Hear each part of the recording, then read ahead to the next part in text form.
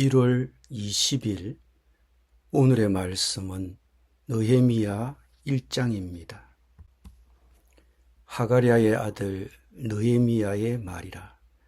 아닥사스다 왕 제20년 기슬러올에 내가 수산궁에 있는데 내 형제들 가운데 하나인 하나니가 두어 사람과 함께 유다에서 내게 이르렀기로 내가 그 사로잡힘을 면하고 남아있는 유다와 예루살렘 사람들의 형편을 물은즉 그들이 내게 이르되 사로잡힘을 면하고 남아있는 자들이 그 지방 거기에서 큰 환난을 당하고 능욕을 받으며 예루살렘 성은 허물어지고 성문들은 불탔다 하는지라. 내가 이 말을 듣고 앉아서 울고 수일 동안 슬퍼하며 하늘의 하나님 앞에 금식하며 기도하여 이르되 하늘의 하나님 여호와 크고 두려우신 하나님이여 주를 사랑하고 주의 계명을 지키는 자에게 언약을 지키시며 긍휼을 베푸시는 주여 간구하나이다. 이제 종이 주의 종들인 이스라엘 자손을 위하여 주야로 기도하오며 우리 이스라엘 자손이 주께 범죄한 죄들을 자복하오니 주는 귀를 기울이시며 눈을 여시사 종의 기도를 들으시옵소서. 나와 내 아버지의 집이 범죄하여 주를 향하여 크게 악을 행하여 주께서 주의 종 모세에게 명령하신 계명과 율례와 규례를 지키지 아니하였나이다. 옛적에 주께서 주의 종 모세에게 명령하여 이르시되 만일 너희가 범죄하면 내가 너희를 여러 나라 가운데에 흩을 것이요 만일 내게로 돌아와 내 계명을 지켜 행하면 너희 쫓긴 자가 하늘 끝에 있을지라도 내가 거기서부터 그들을 모아 내 이름을 두려고 택한 곳에 돌아오게 하리라 하신 말씀을 이제 청하건대 기억하옵소서.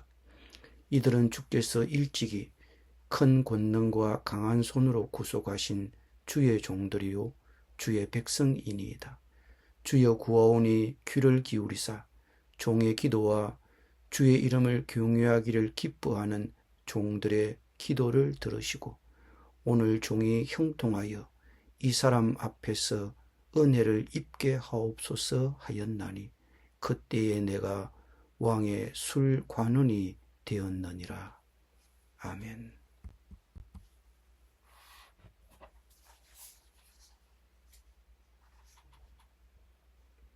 느헤미야서는 페르시아 왕 아닥사스다의 술관원이었던 느헤미야가 예루살렘의 황폐한 상태와 성벽과 성문의 보수되지 않은 상태에 대한 소식을 언제 어떻게 접하게 되었는지에 대한 기록으로 시작합니다. 이어서 느헤미야가 이 소식에 어떻게 반응했는지 그리고 이스라엘 백성을 위해 간절히 기도했는지를 수술하고 있습니다. 느헤미야는 제사장 가문 출신도 아니고 다윗의 후손도 아니었지만 바빌론의 유다 가문 출신으로 명망 있는 가문 출신이었습니다. 왕의 술잔을 올리는 그의 역할은 매우 명예로운 것이었습니다. 페르시아 문화사학자들은 술잔을 올리는 자의 임무가 왕의 음식과 음료의 안전과 품질을 보장하는 것 외에도 총리나 의전 진행자의 임무와 유사했을 것이라고 지적합니다. 그러한 직책을 맡은 사람은 왕의 총애를 받는 사람이었을 것이며 아마도 매우 부유했을 것입니다. 첫 문장을 보면 느헤미야가 당시에 직접 기록한 내용임을 알 수 있습니다. 같은 구절에서 느헤미야는 자신의 위치를 페르시아의 수도였던 수산이라고 밝혔습니다. 느헤미야의 행제 중에서 하나니가 느헤미야에게 찾아와 예루살렘의 상황에 대한 소식을 전했습니다. 예루살렘 성벽과 성문이 무너졌고 불에 탔다고 했습니다. 당시 성벽은 물리적 기능과 심리적 기능을 모두 지녔습니다. 적의 습격이나 공격으로부터 보호하는 데 필수적이었을 뿐만 아니라 힘과 평화의 상징이기도 했습니다. 성벽이 파괴된다는 것은 주민들에게는 취약함과 수치심을 의미했습니다. 성벽이 없는 도시에 사는 사람들은 언제 공격받을지 알 수 없어 끊임없는 스트레스와 긴장 속에 살았을 것입니다.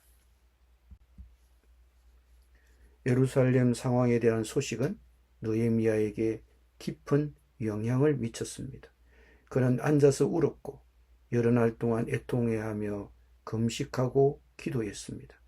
이 장에서 왕을 아련하기까지 4개월 동안 꾸준히 기도했을 것입니다. 그의 이러한 태도는 그가 경건한 사람이었으며 고통받는 동족에 대한 책임감이 깊었음을 보여줍니다. 비록 예루살렘이 800마일, 약 1300km나 떨어져 있었고 아마도 한 번도 만난 적이 없는 사람들이었을지라도 말입니다. 느헤미야는 궁중의 고급 관리로 풍요롭게 사는 사람이었습니다. 그러나 하나님의 백성들이 염려되었고 예루살렘 성에 관심이 지대했습니다. 오늘 나의 상황이 편안하고 아무 염려가 없어도 교회의 형편과 신자들의 삶에 관심을 가져야 합니다. 성도는 하나님의 백성이요 교회는 하나님의 자녀들이 모인 공동체이기 때문입니다. 우리 역시 느헤미야처럼 교회나 성도가 어려움에 처했을 때 참으로 슬퍼할 수 있어야 합니다. 느헤미야는 백성들의 형편에 울고 슬퍼했지만 거기서 그치지 않고 하늘의 하나님 앞에서 금식하며 4개월간 기도했습니다. 걱정하는 자리에 머물지 않고 그 일을 위해 기도하는 데까지 나아가야 합니다. 느헤미야는 변명하려 하지 않고 백성의 죄를 자신의 죄로 자백하며 회개했습니다. 한 몸 의식을 가지고 있었습니다. 그리고 그는 백성이 회개하면 회복해 주시겠다는 하나님의 약속을 상기하며 기도했습니다. 욕심에 사로잡혀 자신의 뜻대로 기도한 것이 아니라 말씀에 나타난 하나님, 그분의 약속을 잘 알고 기도드렸습니다. 그리고 느헤미야의 기도는 실천의 기도였습니다. 그는 하나님께 기도드리기를 아닥사스다 왕에게 은혜를 입게 해달라고 기도했습니다. 그는 황폐한 예루살렘을 회복하는 일을 자신이 해야 한다고 생각했습니다. 그리고 자신이 그 일을 하려면 왕의 허락이 필요했습니다. 그래서 그는 기도합니다. 왕에게 은혜를 입게 하옵소서. 이것은 그가 예루살렘 회복을 위해 개인적인 행동을 취할 준비가 된 마음으로 기도했음을 분명히 보여줍니다. 그는 이 문제 해결을 위해 자신이 무엇을 해야 할지 파악하고 있었습니다. 우리도 기도하면서 자신이 무엇을 해야 하는지 파악해야 합니다. 막연히 기도하면 구체적이고 실천적인 기도가 될 수 없습니다.